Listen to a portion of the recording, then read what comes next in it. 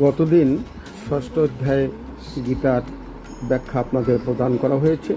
আজকে সপ্তম অধ্যায়ের গীতায় ভগবান কি বলছেন আপনারা শ্রবণ করুন। সপ্তম অধ্যায়ের মূল কথা জ্ঞান ও বিজ্ঞান যোগ। এই অধ্যায়ের ভগবান তার ঐশ্বরিক স্বরূপ, জগৎ সৃষ্টি এবং ঈশ্বরকে জানার গভীর জ্ঞান ব্যাখ্যা করেছেন। ভগবান অর্জুনকে বলেছেন, এই পৃথিবীর সব কিছুর মূল কারণ মানুষ, পশু, প্রকৃতি, আকাশ ও আগুন। মানুষের দুই ধরনের শক্তি আছে। এই দুই ধরনের শক্তি কি?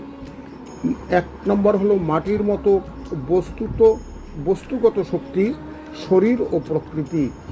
আর দুই নম্বর হলো চেতনা বা প্রাণ শক্তি, যা জীবকে জীবন্ত করে। ভগবান অপরা প্রকৃতি বলেছেন। অপরা প্রকৃতি হলো স্থূল জগৎ, মাটি, পানি, আগুন, বায়ু, আকাশ, মন, বুদ্ধি ও অহংকার। পরাপ্রকৃতি কি? জীবাত্মা বা চেতনা শক্তি। মানুষ সাধারণত কামনা, লোভ ও মোহের কারণে ভগবানকে চিনতে পারে না। যখনই মানুষের মধ্য থেকে লোভ, মোহ দূর হয়ে যায়, কামনা দূর হয়ে যায়, তখন ভগবানের সান্নিধ্যে তারা আসে এবং ভগবানকে তারা উপলব্ধি করতে পারে, চিনতে পারে। চার ধরনের মানুষ ভগবানকে ডাকেন। দুঃখ পেলে, যখন সে দুঃখ হয়, তখন ভগবানকে সে বারবার ডাকে, হে ভগবান, তুমি আমাদের এই দুঃখ থেকে মুক্ত করো।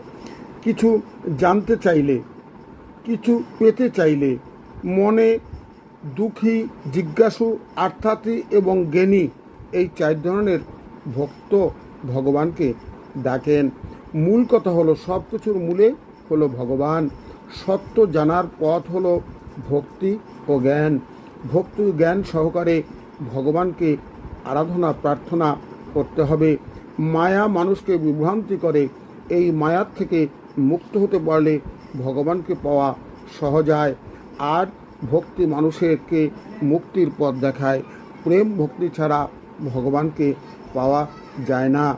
তাই ভগবানের শরণাপন্ন হতে হলে ভক্তি জ্ঞান একান্ত প্রয়োজন। ভক্তি হলো মূল সাধনা। প্রেম ভালোবাসা দিয়ে ভগবানকে হৃদয়ের, এই ভক্তের হৃদয়ের থেকে তাকে দর্শন করা যায়।